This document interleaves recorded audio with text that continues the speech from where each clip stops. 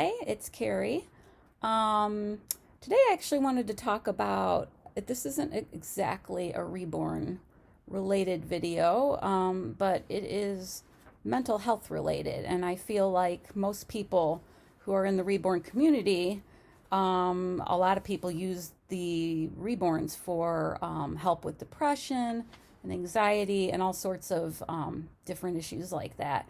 So I feel like mental health is a component of the Reborns, and that is part of why I love creating these for people, because I hope that they provide as much help to other people as they did for me when I received mine, which is why I started doing this. But anyways, today I wanted to share a story. This is a story that has helped me a lot in my life, and it's just there's just a few things that little stories and things that I can say really impacted the way that I think about things. And this story had a very significant impact on me, and I'm going to share it with you because I feel like this is one of my secrets to happiness and the secrets to my own life. So I don't know if you've heard this story before, and I don't know the title of it, but there's a story about a poor farmer who barely scraped a crop together, and I am reading this, sorry, but I don't have it memorized, who barely scraped a crop together each year with the help of his one son and one horse. One day the horse ran away through an open gate, leaving him with no way to pull his plow through his field. His neighbor came over to comfort him because this was surely a terrible development, but the peasant was calm and merely said, "Maybe yes, maybe no." The next day the animal returned, leading a herd of wild horses, instantly making the farmer potentially richer than anyone in the valley. His neighbor told him to rejoice because this was a wonderful thing. Once again the man calmly said, "Maybe yes, maybe no." That very afternoon his son was thrown from one of the wild horses he was trying to tame, breaking his leg badly. Now he would no longer be able to help the farmer tend the field, which would reduce their already meager harvest. The caring neighbor came to lend his assistance as best he could and talked sympathetically about how terrible this misfortune was. Again, the farmer simply repeated his familiar refrain, "Maybe yes, maybe no." The next day, the army of the king came through the valley, rounding up every able-bodied young man to fight in a hopeless battle in which it was almost certain that most would die. They spared the farmer's son due to his injury. The neighbor told the farmer how fortunate he was, but again, he only smiled and replied, "Maybe yes, maybe no." So I love that story, and it's basically telling you it's going to keep going on and on that way, because the whole point is that, every time the neighbor thought there was something good going to happen, something actually bad came out of it, and vice versa. So the whole point of it is that you really don't know.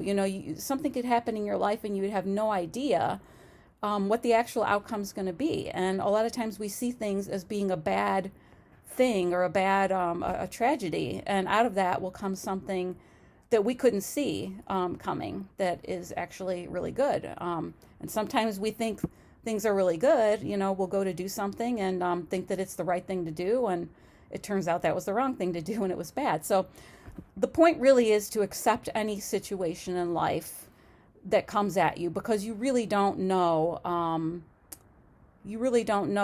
what the purpose is behind everything, and you don't know what God's plan is.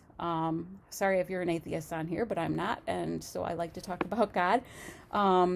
I'm a very spiritual person, and I believe that everything happens for a reason. And even in looking back at my own life on even the most significant traumatic events that have happened to me, I feel like